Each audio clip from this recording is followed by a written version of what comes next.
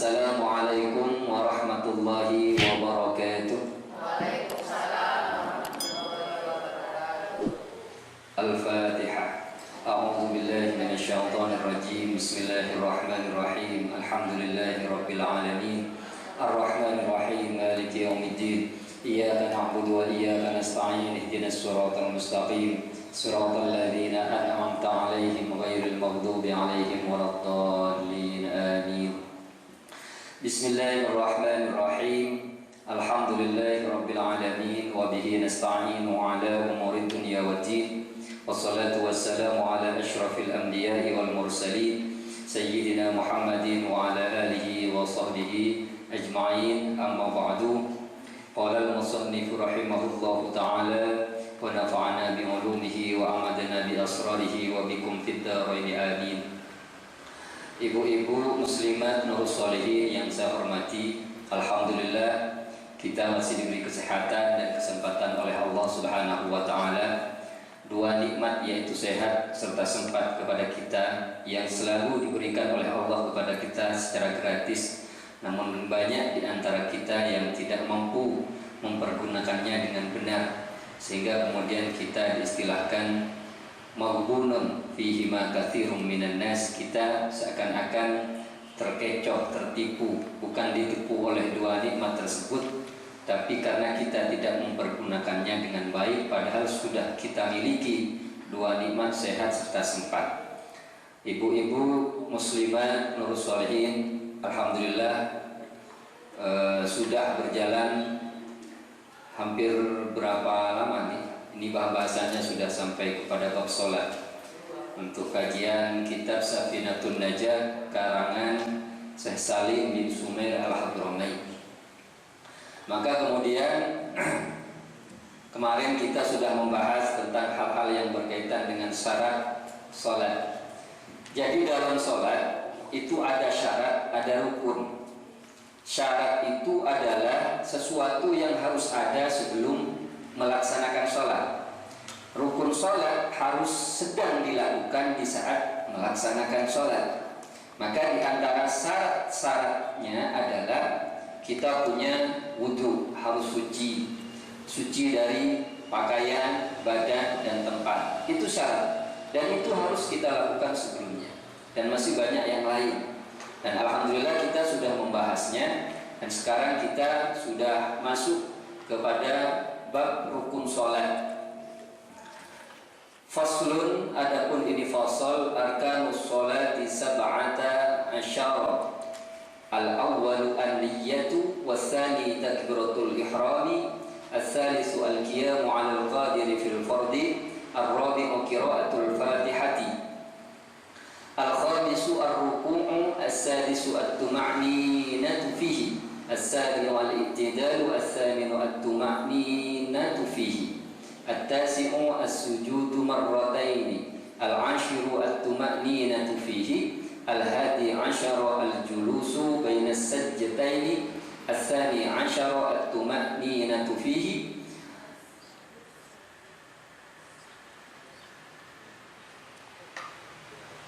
as-thalith ashara at-tashahhudul akhiru, ar-rabi'u ashara al-qu'ud fihi, al-khamisu ashara as-salatu 'ala nabi sallallahu alaihi wasallam fihi, as-sadis ashara as-salamu, as-sabi'a ashara at-tartibu. Ini sekarang kita akan membahas tentang salat. Salat ini adalah bab yang penting bagi kita untuk kita ketahui. Kenapa? Pertama adalah salat ini adalah rukun Islam. Maka kemudian sebagai orang Islam wajib melaksanakan salat. Banyak orang yang kemudian ketika harus melaksanakan sholat sebagai rukun, orang bertanya, kenapa saya harus sholat? Apa sih gunanya? Padahal yang namanya rukun Islam, artinya kalau kita menyatakan diri asyhadu an la ilaha illallah wa asyhadu anna muhammadar rasulullah, maka kemudian kita sudah Islam. Maka wajib melaksanakan rukun-rukunnya. Apa saja? Syahadat, kemudian sholat, kemudian zakat, kemudian puasa, kemudian naik haji. 5 rukun Islam, maka ini wajib dilaksanakan tanpa harus bertanya. Kenapa? Karena rukun-rukun Islam itu harus didasari dengan ketaatan.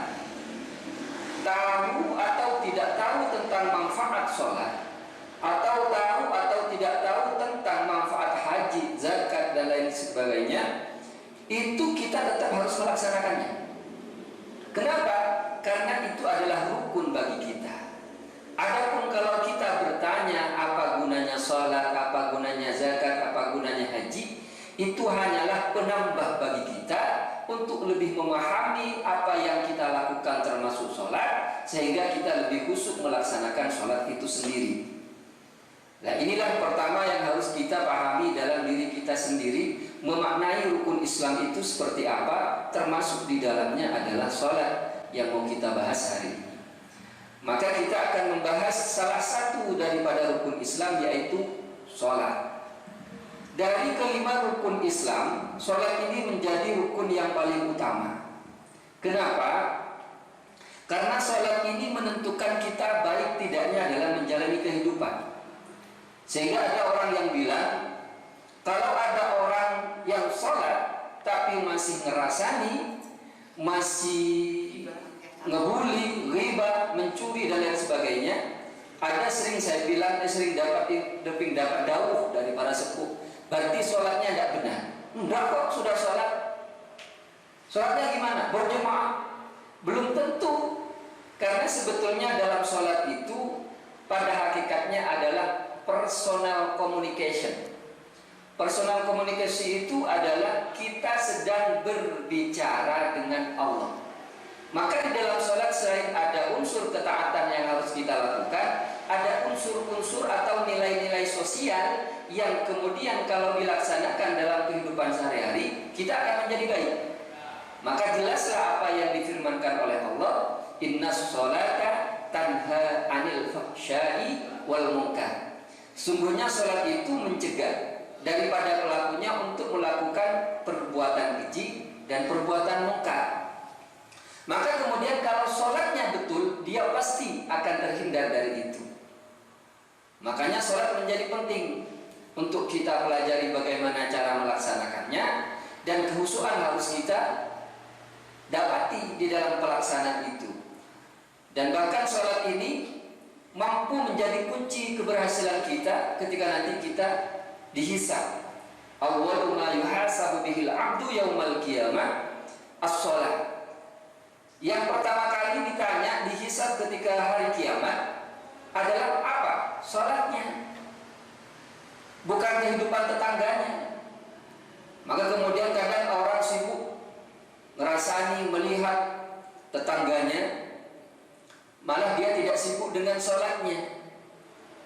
Padahal yang ditanya nanti adalah yang pertama kali sholatnya, bukan nanya gimana tetanggamu, tetanggamu anaknya berapa, yang satu siapa namanya, enggak. Tapi sholat yang pertama kali, sholat yang pertama kali ditanya. Maka kemudian kalau sholatnya kita mendapatkan nilai baik, yang lain menjadi baik semua.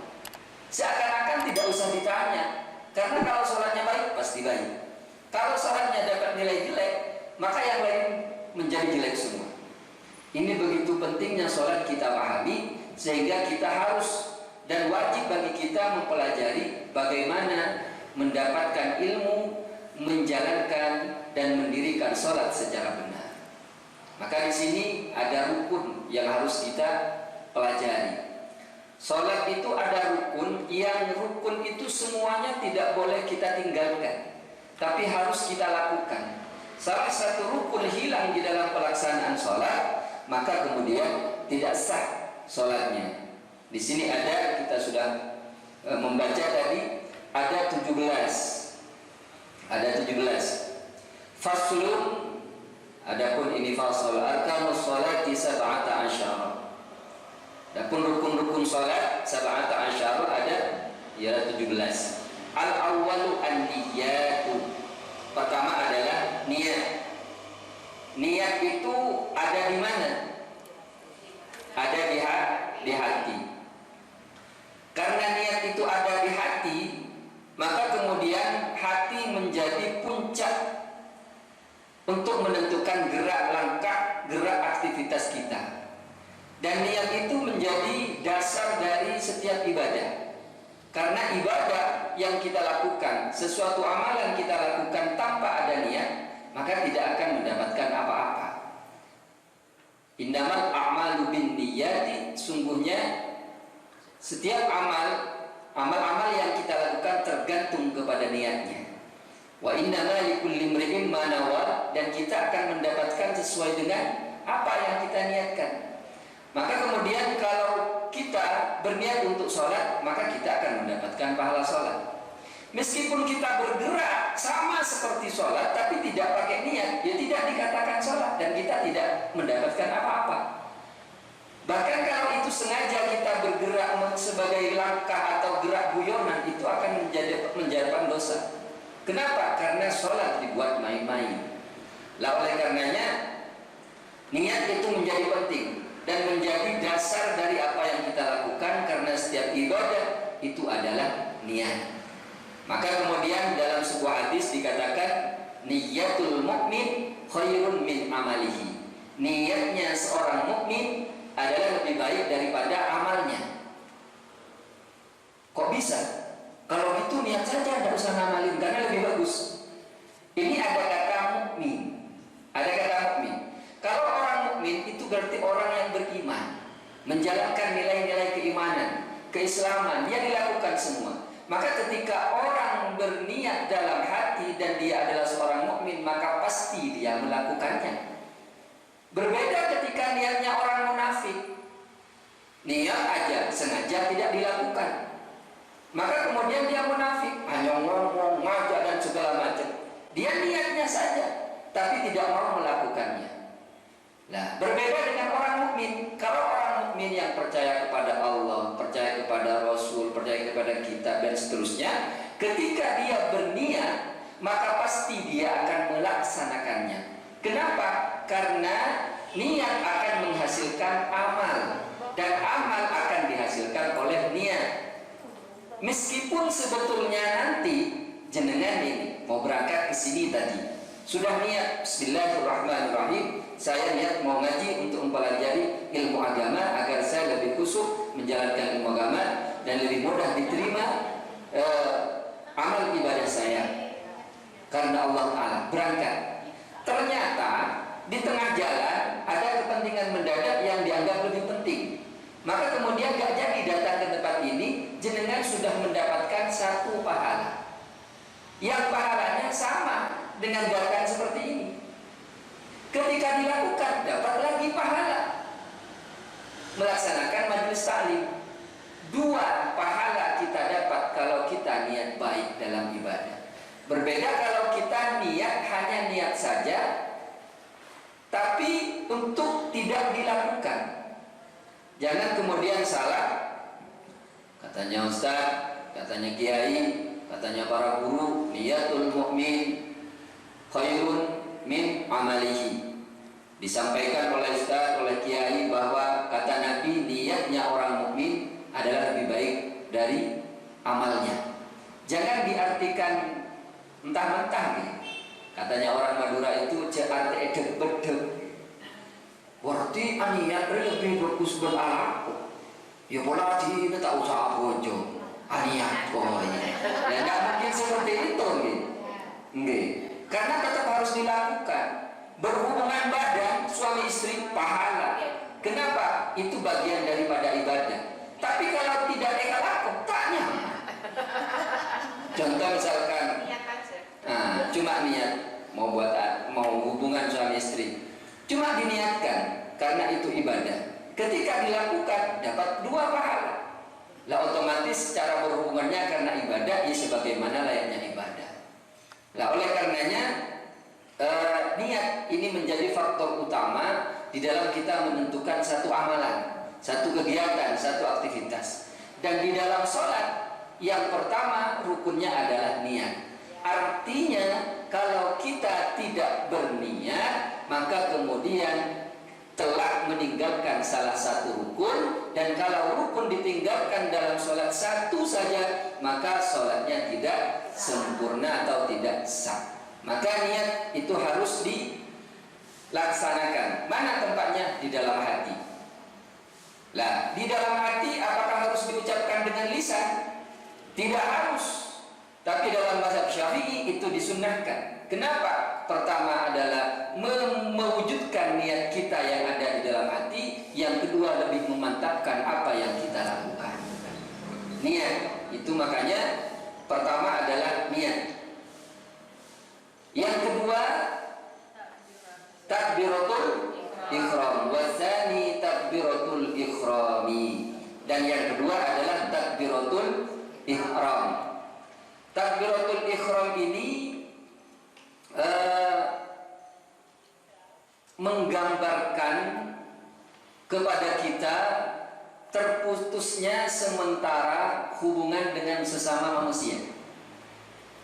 Hubungan sementara dengan sesama manusia sedang offline. Tapi kita membuka online dengan siapa? Dengan Allah. Maka ketika takbiratul ihram Allahu Akbar, maka hubungan kita dengan manusia saat itu sudah putus. Artinya kalau kita masih berhubungan dengan tetangga, teman kita, itu dosa, haram dalam sholat. Contoh Allahu Akbar. Nanti mau kemana? Di sini. Maka bicara menjadi haram dan yang lain sebagainya di luar gerakan-gerakan sholat yang memang menjadi rukun, memang menjadi wajib dalam sholat atau memang menjadi dalam sunnah dalam sholat. Maka kemudian sudah terputus semua dengan teman kita. Kita malah membuka online langsung dengan Allah Subhanahu wa Ta'ala. Maka inilah yang dinamakan personal communication kita dengan Allah. Maka saat itu sebetulnya kita berhubungan langsung kepada Allah. Maka dalam kita sudah membahas pertemuan sebelumnya tentang ihsan, anta'budallah ka'annaka tarahu wa illam takun tarahu fa innahu yaraka. Maka harus tanamkan dalam diri kita ketika kita beribadah seakan-akan kita melihat Allah. Tapi tidak usah harus membayangkan Allah itu seperti apa. Tapi yang ada dalam diri kita, kita yakin sedang seakan-akan melihat Allah. Dan kalau itu tidak bisa kita lakukan, maka kemudian yakinlah dalam diri kita bahwa Allah telah atau sedang melihat kita. Maka ketika kita sedang dilihat oleh Allah, maka kita harus malu ketika sedang beribadah kepada Allah tidak sempurna, apalagi tidak khusyuk, apalagi kemudian menjalankannya dengan seenaknya, lalai dan lain sebagainya. Bahkan orang yang sholat akan menjadi orang yang celaka padahal sudah sholat. Bagi siapa? Fawailul lil musallin alladzina hum an sholatihim sahun. Celaka bagi siapa? Orang yang bersolat. Ternyata orang sholat celaka. Kenapa? Lilladzina fawailul lilladzina fawailul lil musallin alladzina hum an sholatihim sahun, yang dalam sholatnya itu lalai. Lalai dalam segala hal, dalam waktu, dalam kekhusyuan.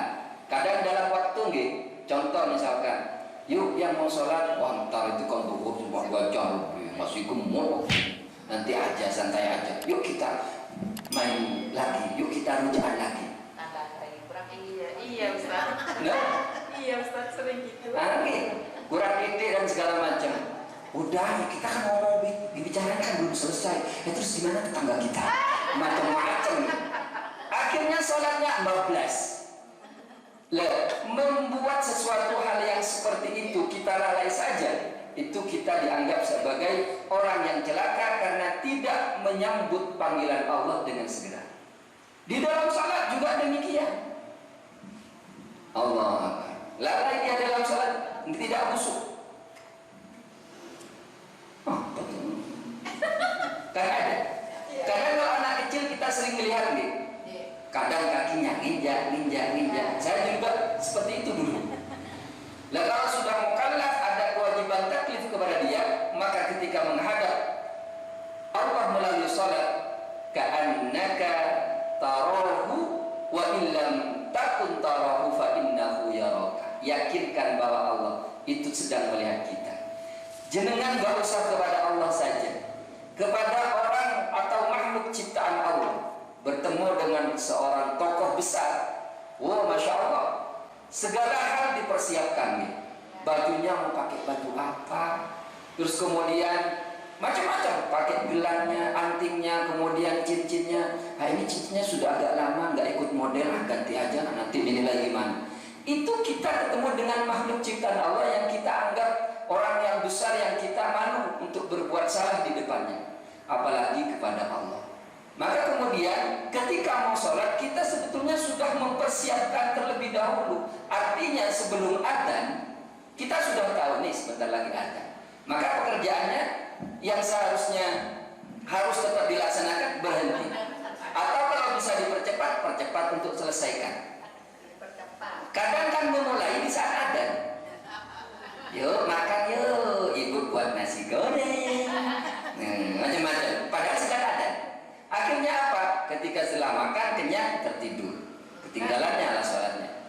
Dan itu sering terjadi kepada kita semua. Nah, hati-hati ini. Makanya sebetulnya takbiratul ihram itu dengan takbir kita mengangkat tangan, maka kemudian itu sebetulnya hubungan dengan manusia itu sudah putus, fokus kepada Allah Subhanahu wa taala. Takbiratul ihram itu bukan mengangkat tangan, gitu. Takbiratul ihram itu Allahu Akbar. Allahu Akbar. Allahu Akbar. Lah kemudian mengangkat tangan itu adalah sunnah dalam sholat. Dalam artian Nabi melaksanakan seperti itu. Makanya di antara sunnah-sunnah dalam sholat, raf'ul yadain, mengangkat tangan, indar ruku, inda takbiratul ikhrami, wa indar ruku, wa inda raf'i minhu, dan ketika bangun daripada ruku, wa indal qiyam ba'da tasyahhudil awal sunnatun. Mengangkat tangan ketika takbiratul ihram, dan ketika mau ruku, dan ketika bangun dari ruku, dan ketika bangun daripada tasyahhud awal, rakaat masuk ketiga, itu adalah disunnatkan. Berarti dalam salat sunnatnya mengangkat tangan ada 4. Pertama saat takbiratul ihram, yang kedua adalah saat mau ruku, kemudian saat iktidal, kemudian ketika bangun rakaat yang ketiga. Maka kemudian Allahu Akbar. Ketika mau ruku, Allahu Akbar. Sami Allahu liman hamidah. Ketika bangun dari duduk, Allahu Akbar. Lah, oleh karenanya mengangkat tangan itu sunnah yang kalau kita lakukan dapat pahala dalam sholat dan menuju kesempurnaan sholat kita. Dan seandainya tidak dilakukan, tidak membatalkan sholat. Maka dalam takbiratul ihram kita mengangkat tangan itu adalah sunnah Nabi, karena Nabi melaksanakan seperti itu. Maka kemudian ada banyak cara ketika kita bagaimana mengangkat tangan yang benar. Nabi itu kalau sholat itu mengangkat tangannya dengan membentangkan kedua tangan. Karena Rasulullah Shallallahu Alaihi Wasallam idza dakhala fi sholati rafa'a yadayhi maddan. Jadi dengan membentangkan tangan, Allahu Akbar, gini, Allahu Akbar. Tidak boleh kemudian dirapatkan. Sholli fardhu zuhri arba'a raka'atin lillahi ta'ala, Allahu Akbar. Nah, berarti ini tidak dibentangkan. Nabi mencontohkan dengan membentangkan, membuka, maddan, Allahu Akbar. Jadi tidak boleh Allahu Akbar atau Allah. Nah, itu beda. Maka contoh yang sunnah Nabi adalah mengangkat tangannya dengan membentangkan, melebarkan dengan Allahu Akbar. Maka di sini ada 2 yang dicontohkan Nabi. Ada hadis yang kemudian sama-sama sahih. Ada cara yang pertama ketika mengangkat tangan itu sejajar dengan daun telinga. Anna Rasulullah sallallahu alaihi wasallam kana yarfa'u yadayhi hatwa mankibaihi idza iftataha as-salat. Jadi Nabi itu mengangkat kedua tangannya sejajar dengan bahu. Ini yang pertama. Allahu Akbar.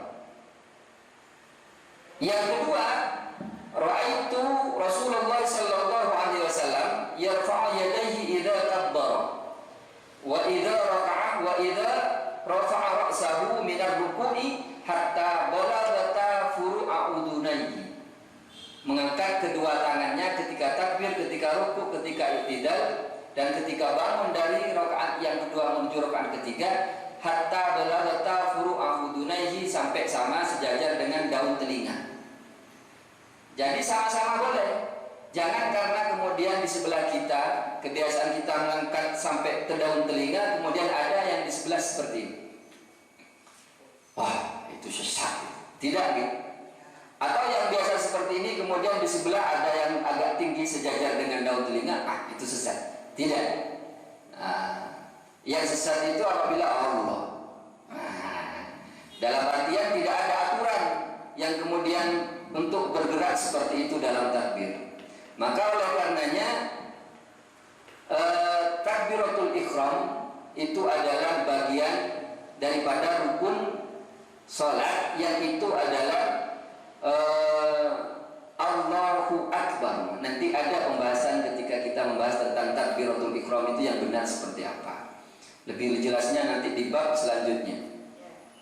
Kemudian berdiri yang selanjutnya adalah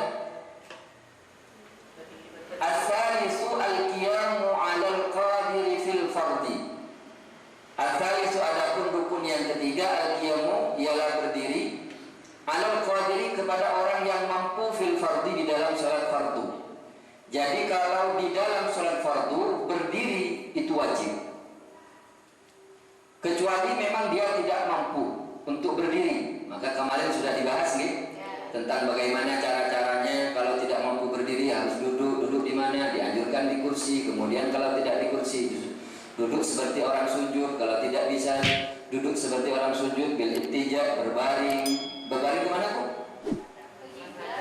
Menghadap kiblat, persis seperti orang ketika dikubur. Kemudian kalau tidak bisa bil ittija, bil mustalqiyah, dengan telentang.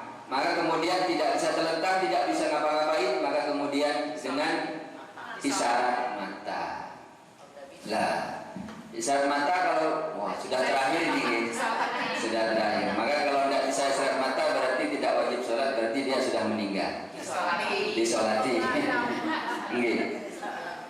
Yang selanjutnya adalah, ini kemarin sempat dalam pertemuan-pertemuan sebelumnya sudah sering kita bahas gitu. Karena ini memang menjadi hal-hal yang sering terjadi di dalam kehidupan kita di dalam melaksanakan sholat. Ar-rabi'u qira'atul fatihati. Adapun yang keempat rukunnya adalah qira'atul fatihah, membaca fatihah. Membaca surat al-fatihah ini adalah hukumnya wajib, baik dalam sholat secara sendiri-sendiri ataupun secara jamaatan. Jadi sholat itu ada dua cara pelaksanaannya. Pertama adalah secara munfaridan, yang kedua jamaatan. Munfaridan ini kita melaksanakan sholat sendiri, jamaatan secara bersama-sama. Ini menggambarkan kepada kita dalam kehidupan kita ada aturan. Di dalam sholat juga ada aturan. Dalam aturan sholat, ketika kita sudah masuk kepada waktu sholat, maka sendiri atau dengan orang lain, maka tetap sholat itu wajib dilaksanakan. Dalam kehidupan kita juga punya aturan. Aturan negara, aturan agama, aturan masyarakat, aturan tetangga, kebiasaan yang terjadi. Itu sendiri atau ada orang lain tetap harus dilaksanakan. Gambarannya adalah sholat. Sholat adalah rukun dan kewajiban bagi kita, sendiri atau banyak orang tetap harus dilaksanakan. Maka dalam kehidupan kita, kalau ada orang kita baik, semua orang bisa. Tapi kebaikan kita itu akan kita lihat apakah kita benar-benar baik ketika kita sendiri. Kalau di depan orang banyak kita tidak mencuri, kalau di depan polisi kita tidak mencuri, karena ada polisi. Nah, istilahnya orang Madura itu pakai koceng bisa, kan gitu. Koceng itu kalau ada tuan rumah, masya Allah, manisnya bukan main, ngil tidak bergerak. Sekali berbalik badan, wah langsung kita. Nah, kalau di depan orang banyak ada ustaz, ada teman-temannya, masya Allah. Sakadom takbiratul ihramnya mata kerja. Allah.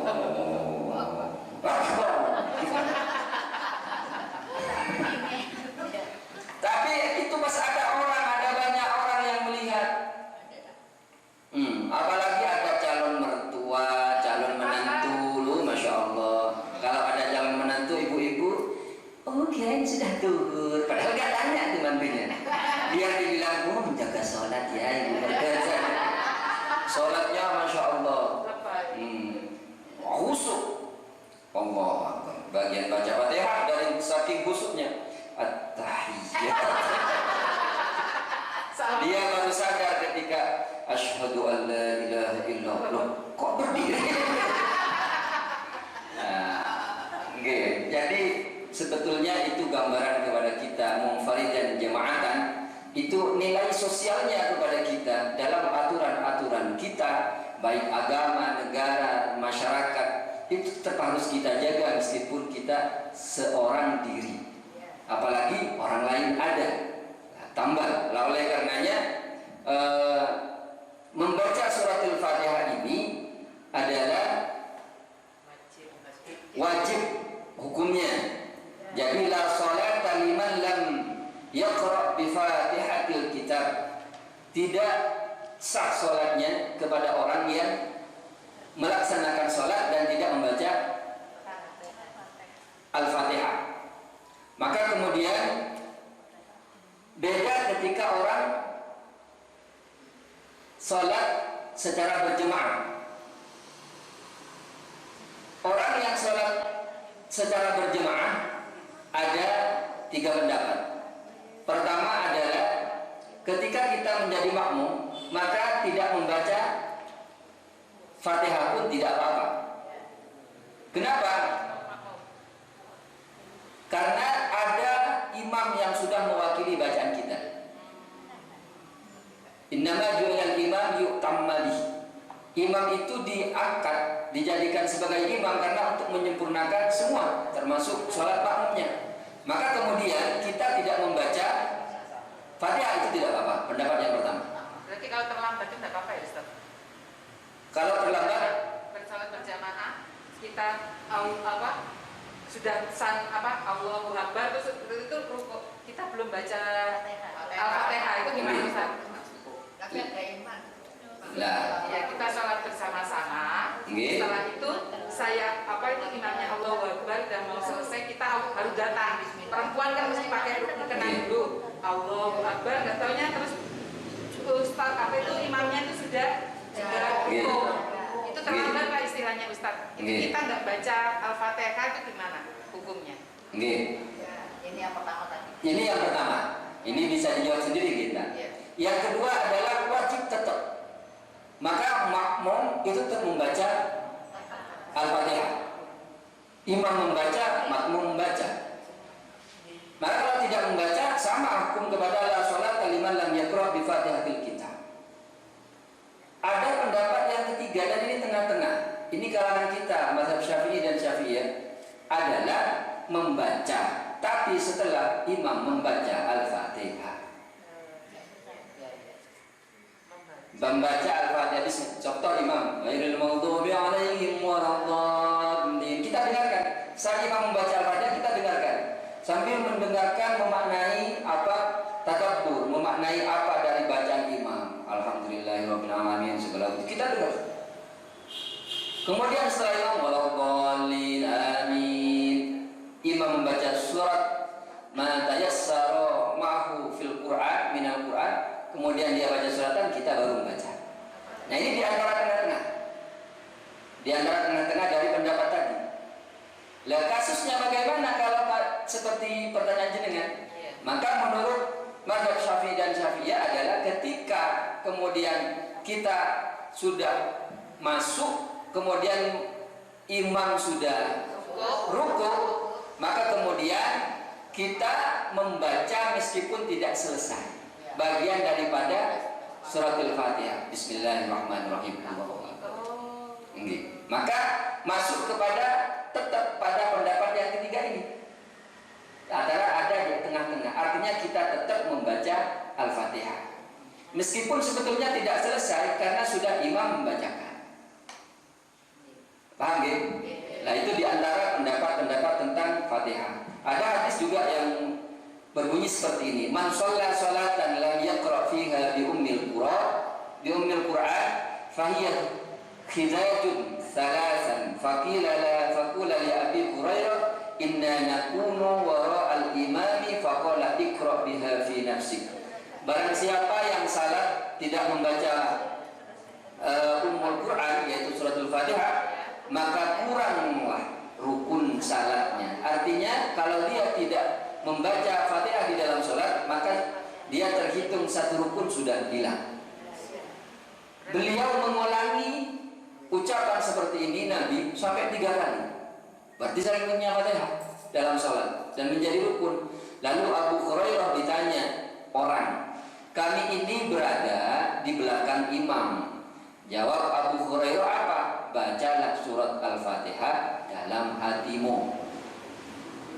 Maka pendapat yang ketiga ini pas.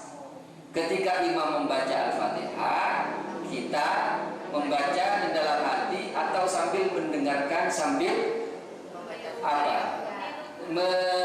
Mentadabburi arti daripada Fatihah yang dibaca imam. Kemudian setelah imam membaca selesai, kita melanjutkan membaca Al-Fatihah. Tapi gini Ustaz, kadang imam itu tidak memberi jeda gitu Ustaz. Kalau kita baca Fatihah, maunya kita mau baca Fatihah, tetapi imamnya bacanya surat pendek. Iya kan? Kita itu bagaimana? Apa kita baca Fatihah bersamaan dengan Fatihah sama imamnya? Apa kita mendengarkan dulu baru baca? Itu mohon maaf nih, kadang itu terjadi di sholat tarawih. Iya. Wah, ada teman saya itu dulu, ada ngambil bagian depan-depannya. Bismillahirrahmanirrahim, Yasin, Allahu Akbar. Bismillahirrahmanirrahim, Nun, Allahu Akbar. Sholat. Boleh itu Ustaz. Ini dalam wajib kok Ustaz. Kenapa? Sholat wajib kita yang bukan memberi jeda. Suratnya pendek Al-Ikhlas ya. Iya, sudah mampu enggak baca Fatihah. Apakah boleh? Boleh, Bu. Tapi seperti yang tadi katakan, sholat itu personal communication kita kepada Allah. Kita menghadap bupati misalnya, dikasih enggak? Tidak dikasih, malah disuruh usir sama Satpol PP. Lah, sama ketika kita menghadap Allah, yang itu sebetulnya lebih harus. Kenapa? Karena bupati diciptakan oleh Allah, presiden diciptakan oleh Allah. Ketika kita menghadap Sang Pencipta, masalah kita seperti itu. Sama ketika kita begini, sebelum sholat bernyanyi sebelum sholat boleh tidak? Boleh. Sebelum sholat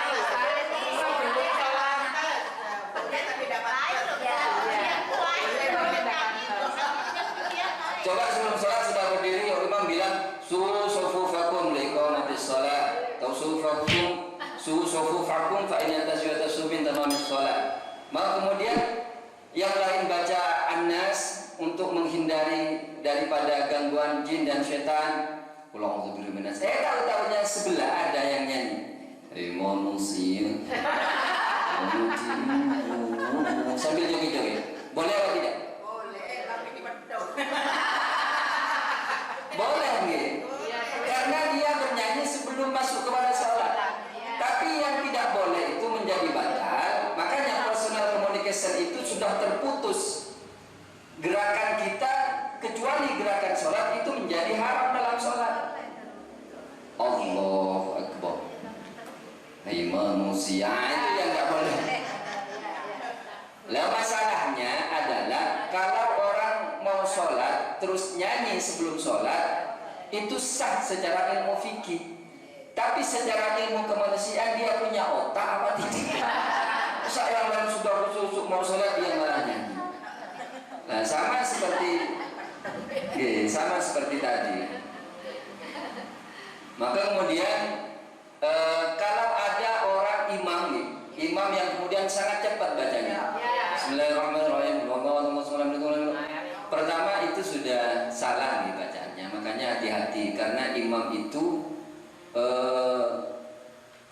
menjadi penentu daripada kesempurnaan sholat secara jamaah. Maka bacaan imam harus benar. Sehingga syarat-syarat imam ini pernah dibahas nih. Yang sholat itu. Syarat-syarat imam ada 4 nih. Yang paling asal, yang paling sahih, paling fasih bacaannya. Maka fasih bacaannya ini bacaannya juga benar. Setelah tajwidnya dia pas, sehingga baca qul huwallahu ahad itu tidak keburu-buru. Meskipun dia fasih, tapi cara bacaannya berarti tidak termasuk fasih dia.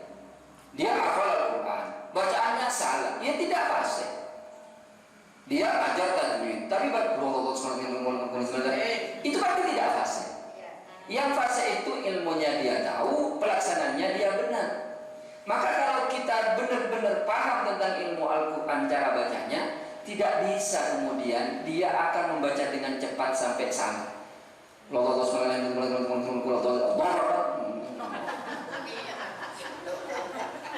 Karena ada kan seperti itu. Biasanya tarawih gitu.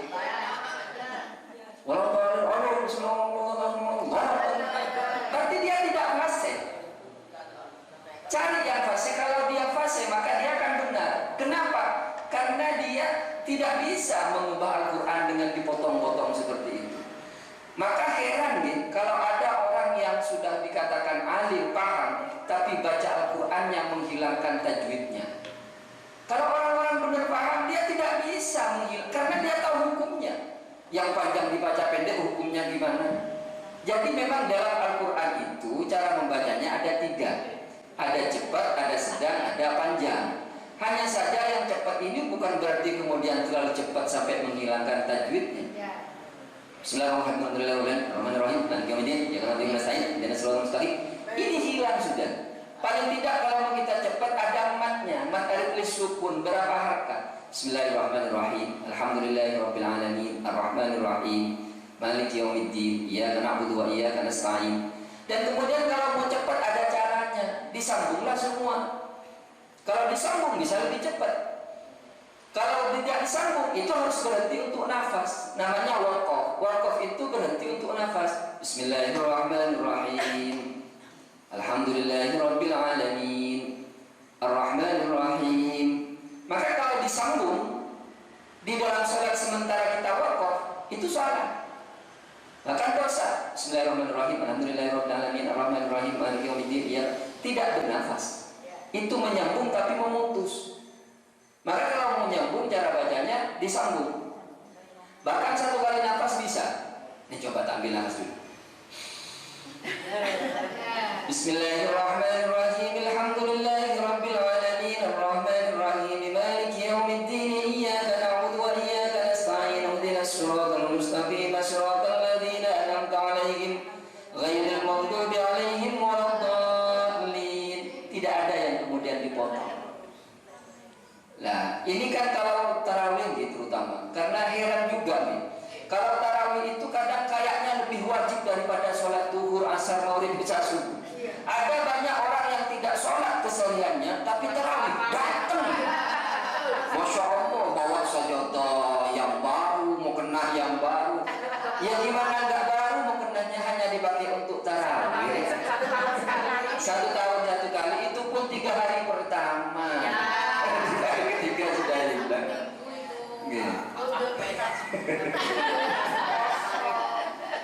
Makanya ada bahasan lain di bab setelahnya ini, membaca Fatihah yang benar itu gimana? Termasuk diantaranya ayusmi'a nafsahul qira'ah. Harus kita mendengar bacaannya, karena tajwid itu dipelajari untuk memperdengarkan bacaan sholat dengan benar. Jadi kalau kita tidak benar atau apalagi dibaca di dalam hati, tidak bisa. Allahu Akbar pas baca Fatihah dalam hati, tidak bisa. Karena tajwid itu bagaimana cara kita melafalkan Al-Quran dengan benar. Makhrijul hurufnya itu harus betul. Nah, oleh karenanya di antara syarat membaca Al-Fatihah adalah kita harus mendengar bacanya dan memelihara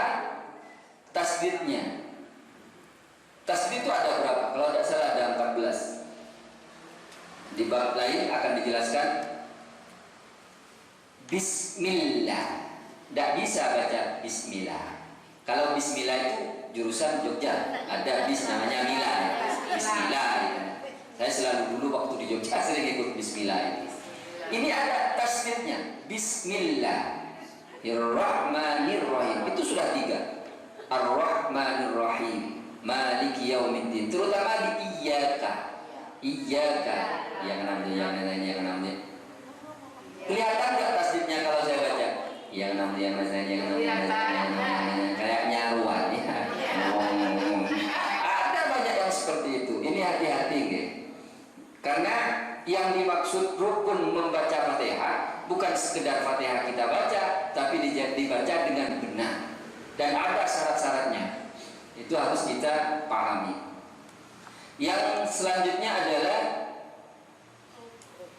al-khamisu, dan yang kelima ar-ruku'u, ruku'. As-sadisu at-tuma'ninatu fihi. Ini saya lanjutkan karena ini pembahasannya sama. As-sabi'u al-i'tidalu, as-thaminu at-tuma'ninatu fihi. As-salisa asyara at-tashahhudul akhiru. Ar-rabi'a asyara al-qu'udu fihi.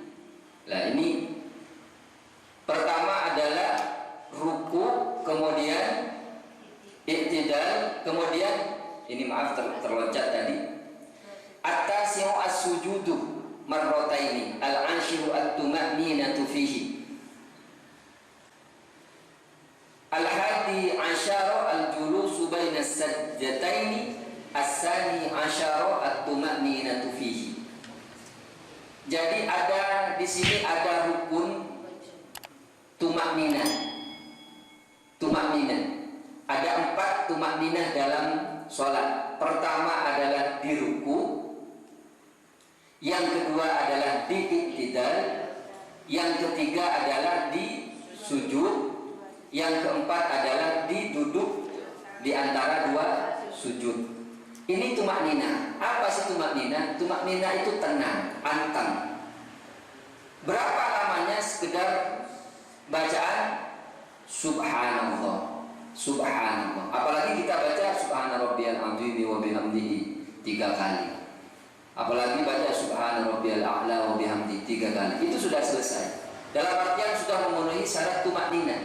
Ada yang tidak tuma'ninah. Termasuk syarat tuma'ninah yang benar itu adalah kita tidak bergerak anggota badan besar kita.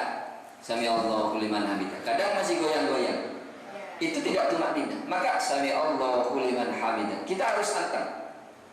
Sami Allahu liman hamidah. Ada yang mengangkat tangan, ada yang tidak mengangkat tangan. Sama-sama tidak salah, sama-sama benar. Hanya saja kalau yang mengangkat tangan mendapatkan pahala mengangkat tangan. Kenapa? Karena di antara sunnah mengangkat tangan adalah ketika i'tidal, sami Allahu liman hamidah. Ini banyak nih. Orang itu sholatnya tidak sempurna di tuma'ninahnya karena hilang. Ini terutama kembali ke tarawih lagi. Tarawih ini yang paling masya Allah cepat nih. Kadang kita tarawihnya cari yang cepat. Kadang 1 bulan itu kita bisa tahu berapa musola, berapa masjid. Karena cari yang cepat. Dan cari setelah sudah cepat, cari setelah tarawihnya. Apa? Ada kolaknya enggak? Ada macam-macam. Makanya kadang kalau ada yang bertanya, kamu sholat di mana? Di rumah. Berapa lama? Kadang 20 menit, kadang setengah jam. Mending di rumah saya. Memang berapa? 10 menit itu ada kolak. Oh, bisa. Jadi akhirnya bukan untuk sholat, tapi untuk mie, untuk kolak. Ya pahalanya ya sekedar kolak, tidak dapat pahala dari Allah. Maka oleh karenanya tuma'ninah itu harus dijaga nih. Ustaz, kalau misalkan kita sholat, terus waktu itu kayak ada gatel gitu, itu apa boleh kita garuk gitu? Allahu Akbar, terus kita gini, betulkan hidung gitu, apa boleh Ustaz? Boleh kalau digaruk pakai kaki.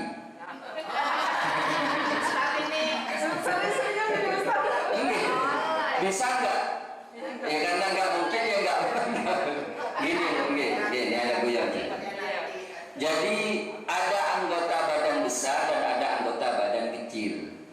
Yang anggota badan besar ini yang kalau bergerak dalam sholat 2 kali menjadi haram dan 3 kali menjadi batal, itu adalah contoh ketika kita gatal, nih ditahan gak kuat, harus digaruk. Nah, maka kemudian kita garuk. Pertama adalah mengangkat anggota badan kita yang besar, apa? Tangan, lengan, pelan-pelan. Buat 1 kali gerakan. Kemudian jarinya, ini anggota kecil, maka bergerak berapapun tidak apa-apa. Hanya saja ya sebisa mungkin dipercepat garuknya. Bisa jangan dengan ditekan atau garuk pelan-pelan. Meskipun ini tidak membatalkan sholat ya, tapi jangan sampai mengganggu ke sebelahnya. Pas sebelahnya lagi sholat kita gatal. Kan bisa seperti itu. Meskipun tidak membatalkan sholat. Jadi kalau memang harus seperti itu ya gerakan. Karena kadang kalau dibiarkan gatal itu membuat khusyuk kita berkurang. Tapi intinya adalah jangan sampai gerakan anggota badan kita yang besar itu bergerak lebih daripada 1. Karena akan haram bahkan akan batal. Haram dalam sholat. Nah kalau bawa anak itu Ustaz, No. saya pernah lihat sholat di Mekah itu kok. Itu beda mazhab nih. Oh, karena jadi kita mazhab Syafi'i, gerakan dalam sholat itu harus hati-hati. Bahkan kalau di mazhab-mazhab yang lain, saya tidak akan membahas karena belum waktunya. Nanti takut, katanya Ustaz Rafi boleh.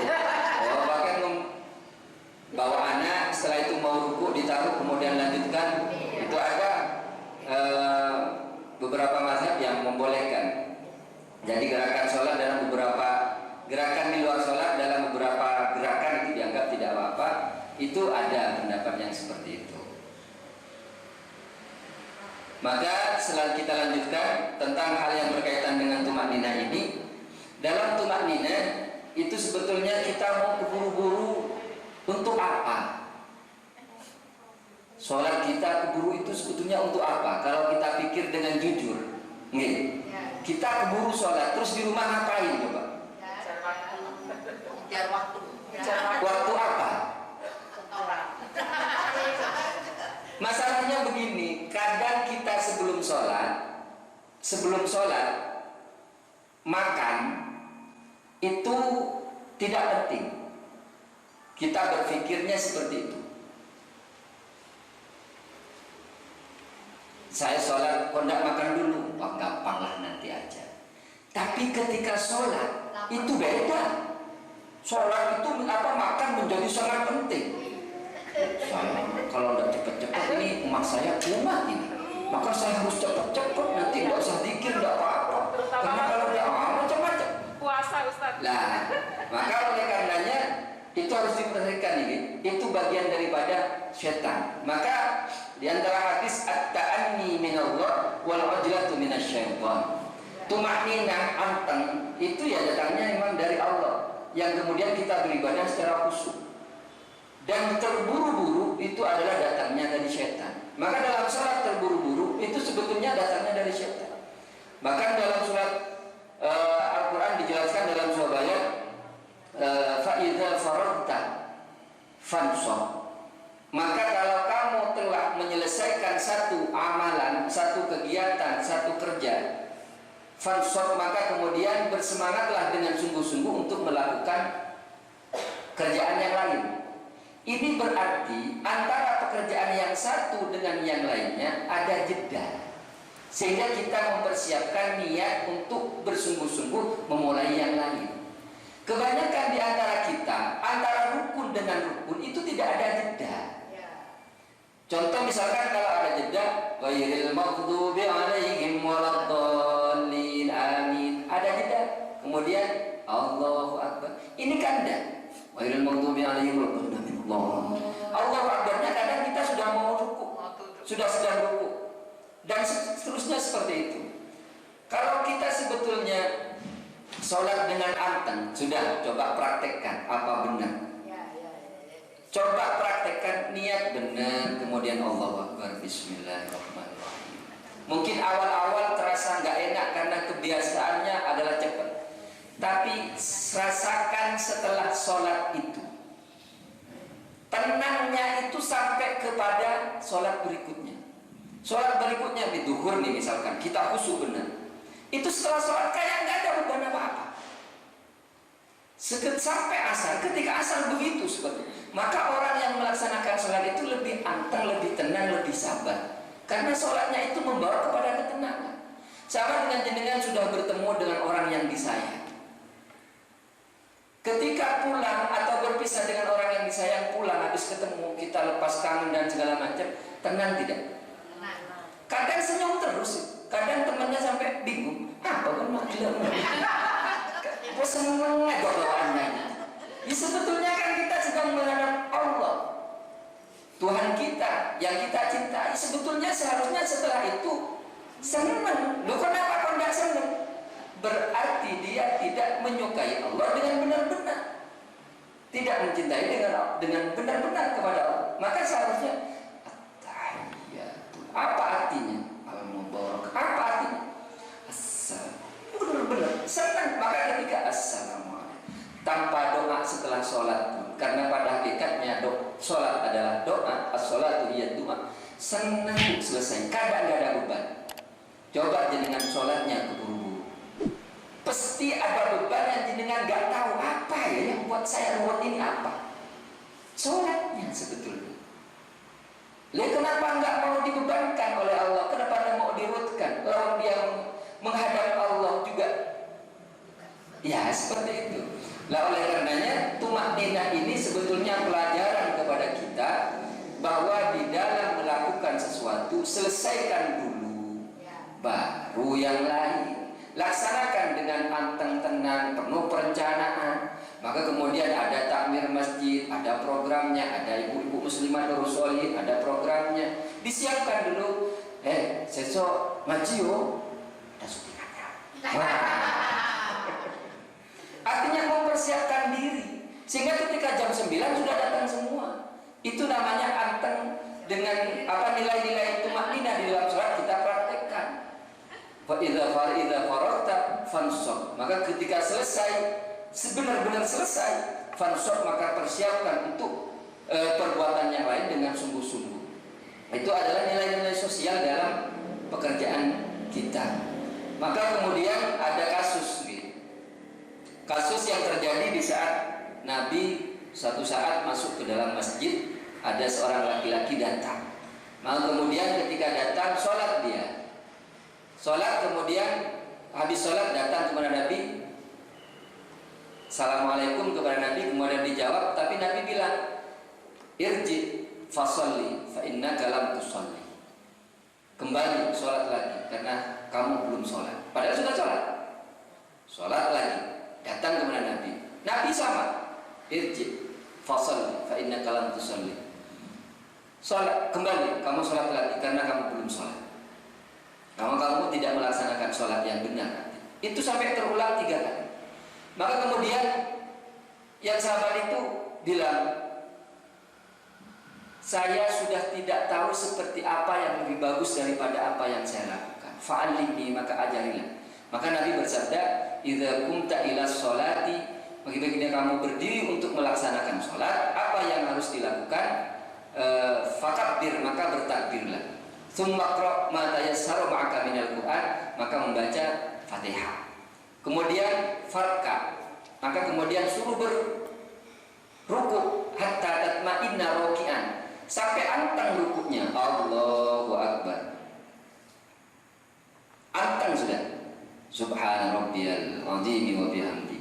Sami Allahu liman hamidah. Summarfa hatta ta'tadila qa'iman. Sami Allahu liman hamid. Anteng. Kemudian summasjud hatta tatma'inna sajidan. Allahu Akbar. Anteng. Subhana rabbiyal a'la wa bihamdi. Summarfa hatta tatma'inna jalisan. Allahu Akbar. Ruku. Sudah duduk di antara 2 sujud. Hatta tatma'inna sajidan. Benar-benar sedang dalam keadaan duduk. Anteng. Ada yang kebanyakan dari ruku, iktidal, sujud, duduk lagi, kan tidak anteng. Modelnya tidak seperti ini. Allah, Sami Allah, Allah. Kebanyakan kan gini. Ayam makan itu Ustaz. Nah, itu hilang ya tumakninahnya. Oleh karenanya perlu diperhatikan. Yang selanjutnya adalah as-salisa asyara at-tasyahhudu. Tasyahhud. Apa tasyahhud? Membaca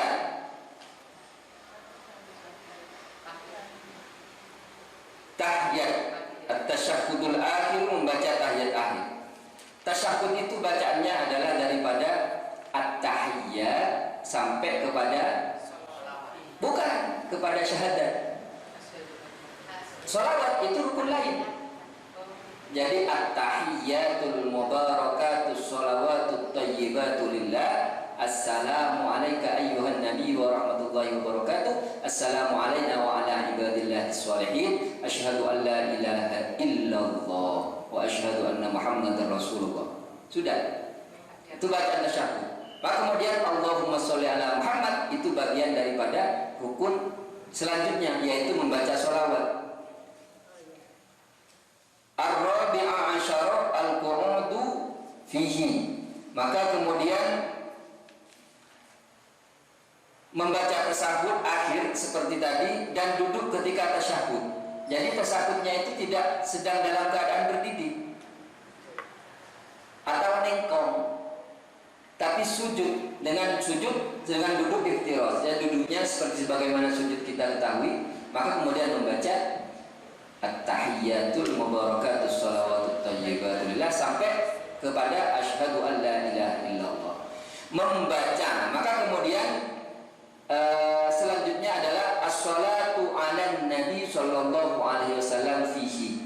Membaca sholawat kepada Nabi sewaktu tasyahud akhir. Ditambahkanlah asyhadu an la ilaha illallah wa asyhadu anna muhammadar rasulullah. Allahumma sholli ala Muhammad, Allahumma sholli ala sayyidina Muhammad. Sama saja. Ada banyak perbedaan pendapat. Ada yang membolehkan kemudian pakai sayyidina, ada yang kemudian tidak usah sayyidina. Tergantung kita mau pakai yang mana. Nah, saya kebetulan pakai sayyidina. Nah, penjelasannya nanti nih, waktunya sudah lewat. Yang kemudian duduk di antara membaca sholawat kepada ahlinya Nabi itu menjadi wajib sholat nih. Bukan rukun sholat. Dia asyhadu an la ilaha illallah asyhadu anna muhammadar rasulullah Allahumma sholli ala Muhammad, itu rukunnya. Wa ala ali sayyidina Muhammad, itu wajib sholat. Oke, kalau wajib sholat itu kita lupa, maka kemudian seperti yang pernah dibahas kemarin tentang sujud sahwi, maka harus ditutup, disempurnakan dengan sujud sahwi. Kemudian as-sadisa asyara as-salam. Membaca salam, salam ke kanan, salam ke kiri. Kemudian as-sabi'a asyara at-tartibu. Tertib ini sebagaimana kita jalankan nih. Artinya niat dulu, kemudian terus sampai selesai. Tidak bisa kemudian di jalan pintas. Misalkan jenengan mau ke Pasar Tanjung, harus muter ke Jalan Trunojoyo atau lewat sana. Kemudian potong kompas lebih cepat, itu tidak apa-apa. Tapi kalau dalam sholat potong kompas tidak bisa. Allahu Akbar, langsung duduk, assalamualaikum, assalamualaikum. Tidak bisa, harus tertib. Loh, mana rukuknya? Nanti saya masih keburu. Nah, tidak bisa seperti itu. Harus dalam satu kali waktu. Maka ketika Allahu Akbar, dan harus ditutup dengan sholat dengan rukun-rukun yang ada di dalamnya. Maka sholat itu adalah aqwalun wa af'alun wa muftatahatun bit takbir wa muftatamatun bit taslim. Amalan, perbuatan yang berupa apa? Perkataan, ini namanya rukun qauliyah. Perbuatan namanya rukun fi'liyah. Dimulai dengan takbir Allahu Akbar wa muhtatamatun bit taslim, dan ditutup dengan salam. Assalamualaikum, assalamualaikum. Nah, itu diantara rukun-rukun sholat yang seharusnya kita hafal gitu. Kita hafal. Kebanyakan di antara kita kan tidak hafal. Hanya ya begitu-gitu saja. sholatnya khusyuk kadang, tapi ketika ditanya rukunnya sholat ada berapa? Ya kayak gitu itu sudah. Padahal dia diantaranya harus paham bifardiyatihnya dengan kefarduannya. Yang rukun tidak dianggap sebagai sunnah, yang sunnah tidak dianggap sebagai rukun. Itu adalah syarat sahnya kan, pernah sudah kita bahas. Kita kemudian tahiyat. Tahiyat apa? Kemudian membaca Fatihah. Kita tidak baca, enggak apa-apa, Fatihah kan sunnah. Kita tidak boleh seperti itu. Berarti tidak memahami ilmu tentang bifardiyatihnya, tentang kefarduannya. Kita kemudian itidal sami Allahu liman hamidah, tidak apa-apa lah ini sunnah. Salah tidak sah. Kenapa? Karena dia tidak tahu bahwa itidal adalah rukun. Nah, seperti itu. Sama dengan kita ketika membahas tentang wudu, mengusap telinga rukun wudu apa bukan? Rukun apa bukan? Bukan rukun. Artinya kalau kita wudu tidak ngusap telinga itu tidak apa-apa. Karena itu hanya sunnah. Tapi kebiasaan kita kalau tidak melakukan itu akan jadi fitnah. Oh, itu sesak itu. Kenapa? Itu tidak ngusap telinganya. Nah, oleh karenanya kita harus tahu mana yang rukun, mana yang wajib, mana yang sunnah. Ini perlu diperhatikan. Ibu-ibu muslimat nurul sholihin yang saya hormati, inilah kita membahas tentang bab rukun sholat dan alhamdulillah sudah selesai. Tinggal selanjutnya kita akan membahas tentang faslun an-niyatu, tingkatan niat. Nah, kita tadi sudah membahasnya agak panjang lebar juga. Nanti di pertemuan selanjutnya di waktu yang sama kita akan membahas kitab Safinatun Najah ini dengan harapan semoga dengan penyampaian-penyampaian yang disampaikan tadi bisa kita pahami dan bisa kita cerna, mampu menjadikan amal ibadah kita kepada Allah dengan lebih sempurna. Mari kita tutup dengan, ada yang bertanya Ibu? Oh gitu. Itu Ustaz, kalau tasawuf yang awal itu sampai kalau saya gitu, kan sampai Allahumma sholli ala sayyidina Muhammad wa ala sayyidina Muhammad berdiri. Iya. Itu yang terus kalau yang terakhir itu Ustaz, kadang-kadang kan kita sudah tua gitu. Kan kalau sudah sampai itu saya pernah ngaji juga, kalau sudah sampai asyhadu an la ilaha illallah Allahumma sholli ala, kita kan kebelankan tauhid itu Ustaz. Itu bagaimana kan katanya kalau sudah sampai wajibnya kita langsung aja salam. Pertanyaannya bagus nih, karena memang sering kadang kita melakukan hal itu dan kita tidak tahu solusinya seperti apa. Allahumma sholli ala Muhammad itu sudah cukup dalam tasyahud. Karena wa ala sayyidina Muhammad itu adalah wajib. Seandainya ditambah tidak apa-apa. Dalam artian tidak sengaja menambahkan di luar, menganggap itu adalah bagian dari rukun. Menambah bukan berarti kita menganggap itu adalah rukun.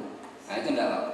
Kemudian ketika kita menahan kentut, menahan kentut, sholat ketika kita mau kentut tapi ditahan. Kenapa kok ditahan? Males mau wudu. Kenapa? Kan sudah pakai bedak glowing, misalnya ditahan-tahan.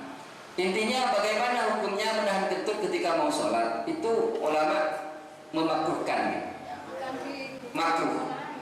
Enggak, kalau sudah mau tahiyat itu sudah sholat. Sudah terakhir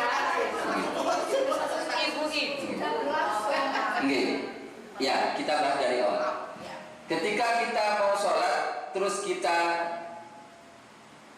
mau kentut tapi ditahan, maka itu hukumnya makruh.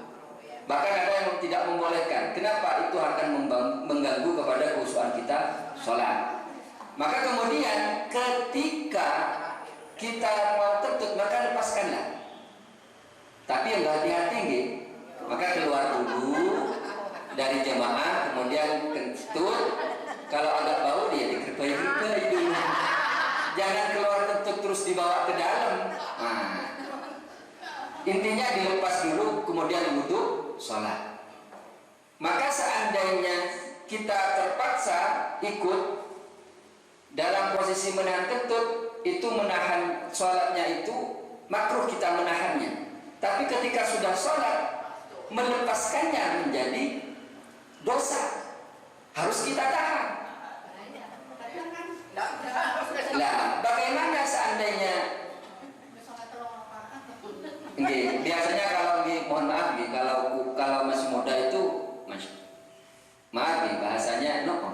lebih kuat apanya? Nahannya. Tapi kalau sudah agak sepuh kadang nggak terasa ya.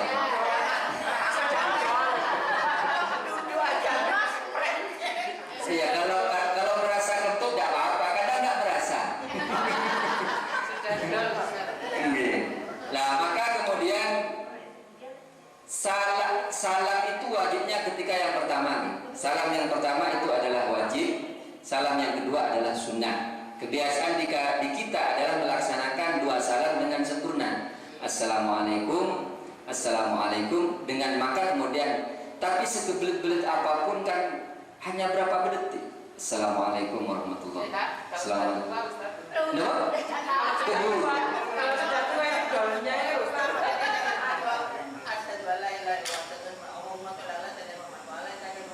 Sudah nggak bisa nahan. Dia begini, salam itu sekaligus menyengaja membatalkan sholat. Kalau dia masih menyempurnakan terus ternyata kentut, tapi dia masih merasa sholat, itu menjadi batal sholatnya. Tapi misalnya sudah Assalamualaikum, ini saya sudah selesai.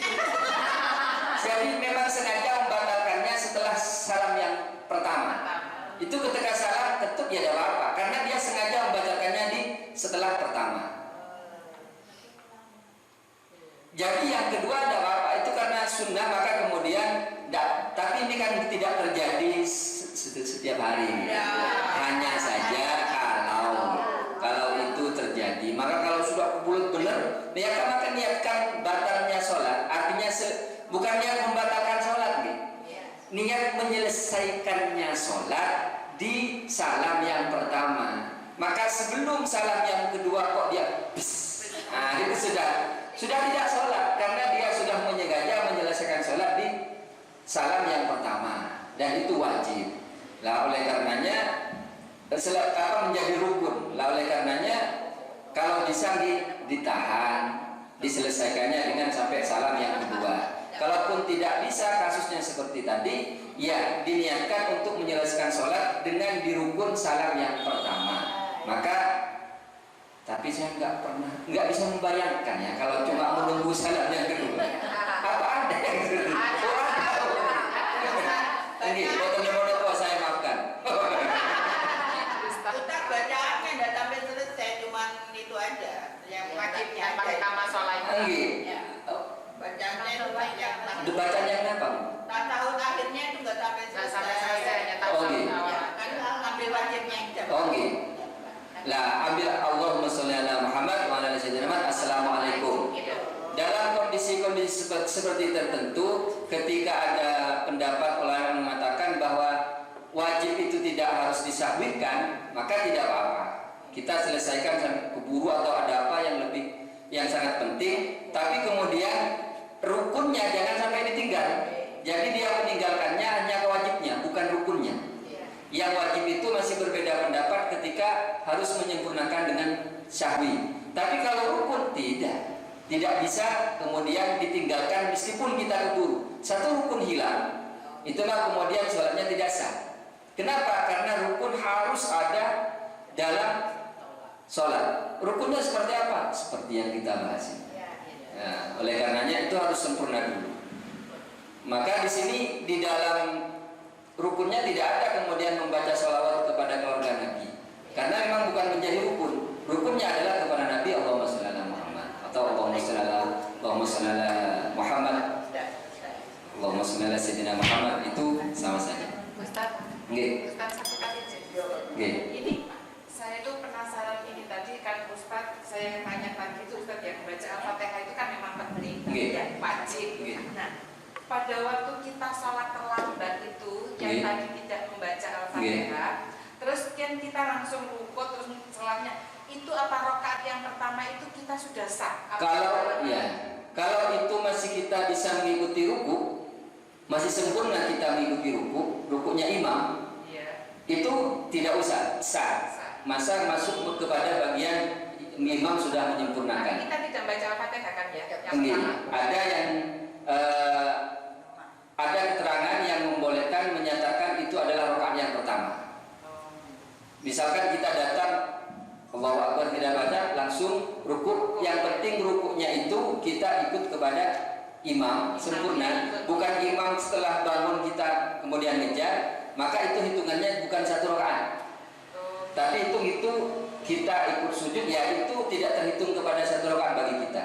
Contoh ketika kita ikut imam ketika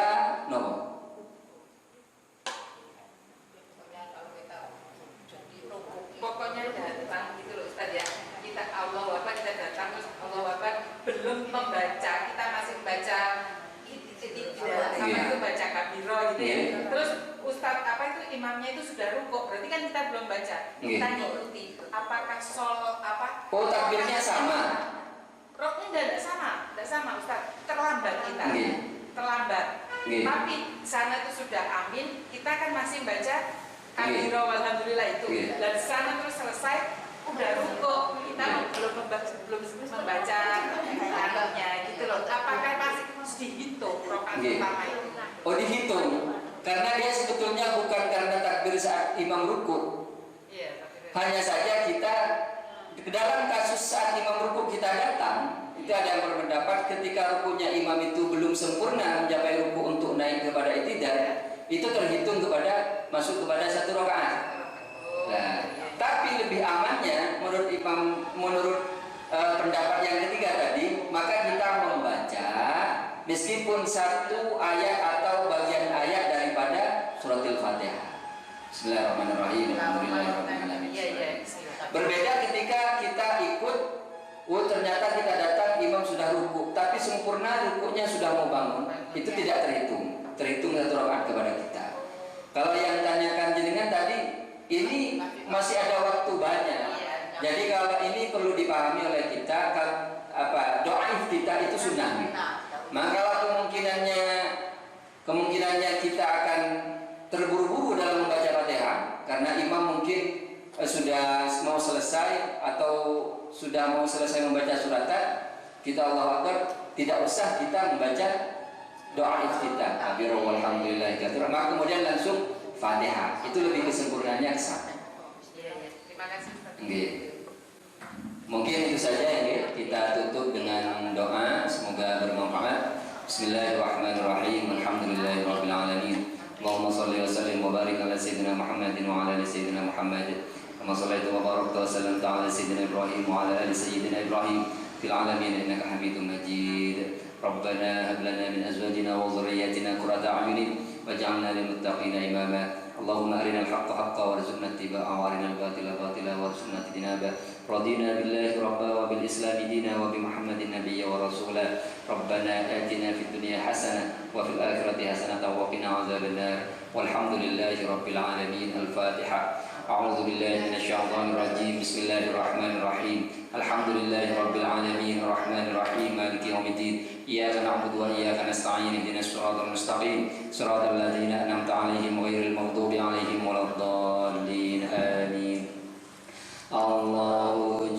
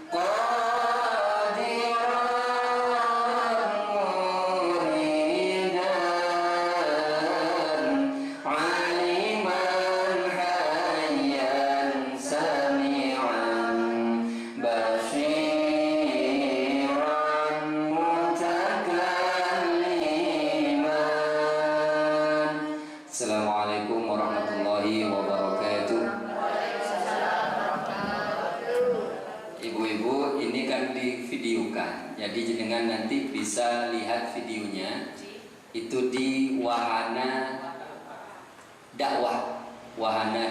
Ini mungkin 2-3 hari sudah tayang YouTube, ya. di YouTube. Buka YouTube Wahana Dakwah, terus ditonton.